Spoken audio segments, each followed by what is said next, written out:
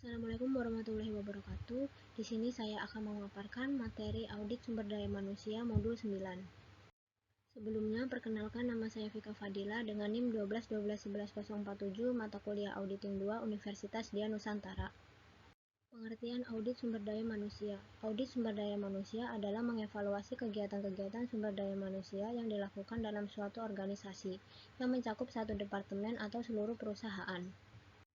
Tujuan audit SDM: 1. Menilai efektivitas SDM. 2. Mengenali dan mempelajari aspek-aspek yang masih dapat diperbaiki.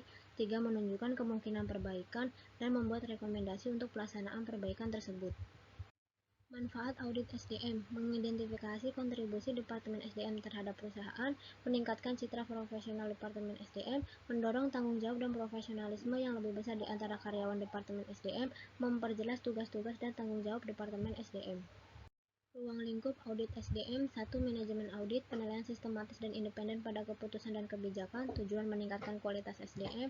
2. Performance atau operasional audit, tujuan perbaikan rencana kerja dan meningkatkan manfaat SDM. 3. Financial audit, pengujian atas tingkat kewajaran dengan pemeriksaan kualitas kegiatan departemen. Pendekatan audit SDM. 1. Pendekatan terapan. 2. Pendekatan komparatif. 3. Pendekatan otoritas pihak luar. 4. Pendekatan statistik. 5. Pendekatan kepatuhan. 6. Pendekatan manajemen berdasarkan sasaran. Tahapan audit SDM. 1. Audit pendahuluan, informasi latar belakang dan gambar aktivitas SDM. Tujuan audit, kriteria penyebab dan akibat. 2. Review dan pengujian pengendalian manajemen. Tujuan, anggaran program dan standar kinerja program. 3. Audit lanjutan, mengelompokkan temuan ke dalam kriteria penyebab dan akibat, memahami masalah dan kekurangan, lalu menyusun rekomendasi. 4. Pelaporan, informasi latar belakang, kesimpulan audit dengan temuan-temuan audit dengan memuat rekomendasi serta ruang lingkup audit. 5. Tindak lanjut, implementasi dari rekomendasi yang diberikan auditor. Contoh kasus audit sumber daya manusia. PT Rescotek Trading Internasional adalah perusahaan yang bergerak di bidang distributor spare part laptop dan handphone importir langsung. Perusahaan ini berdiri sejak 2017.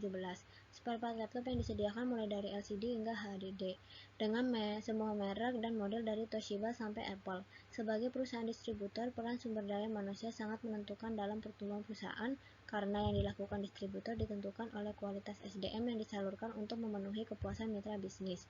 Permasalahan perusahaan, saat ini PT Rescotek belum pernah melaksanakan audit manajemen pada fungsi SDM yang dimilikinya, tetapi perusahaan sudah memiliki sistem pengelolaan sumber daya manusia yang baik. 1. Audit pendahuluan, melakukan survei ke PT Rescotek untuk informasi latar belakang dan gambaran aktivitas SDM dengan auditor melakukan penelitian melalui wawancara terhadap manajer atau kepala bagian sumber daya manusia. 2. Review dan pengujian pengendalian manajemen. Dalam review, auditor melakukan pengujian pengendalian untuk mengetahui pengendalian internal atas aktivitas SDM dengan memberi pertanyaan kepada manajer SDM di perusahaan. 3. Audit lanjutan. Yang A. Kriteria. Perusahaan secara periode memiliki program penilaian kinerja untuk setiap karyawan dan membuat laporan penilaian yang dilakukan setiap 3 bulan, 6 bulan, dan 1 tahun. Hasilnya digunakan untuk menentukan besar kecilnya evaluasi kenaikan gaji karyawan meskipun perusahaan sudah mengacu pada UMK. Yang B. Penyebab. Program penilaian kinerja SDM berlangsung secara berkala bertujuan untuk meninjau aktivitas karyawan di perusahaan. Yang C. Akibat. Metode yang digunakan oleh perusahaan sudah baik, yaitu dengan cara terbuka di mana seluruh karyawan diberikan hak untuk memberikan penilaian terhadap kinerja masing-masing karyawan baik secara lisan maupun dengan lembar penilaian. 4. Pelaporan. Rekomendasi untuk PT Rescotek tetap melakukan proses penilaian kinerja karyawan secara berkala dan objektif serta terbuka, sehingga perusahaan dapat memantau prestasi kerja karyawan dan dapat mengambil langkah yang tepat terhadap karyawan tersebut.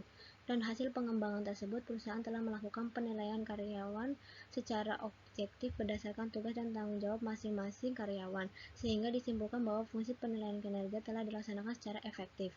5. Tindak lanjut. Penyelenggaraan fungsi SDM dan penilaian kinerja yang dilaksanakan oleh PT Rescotek telah berjalan cukup efektif dan sesuai dengan peraturan yang berlaku, baik peraturan dalam perusahaan maupun peraturan perundangan seperti Undang-Undang Nomor 13 Tahun 2003 tentang Ketenagakerjaan.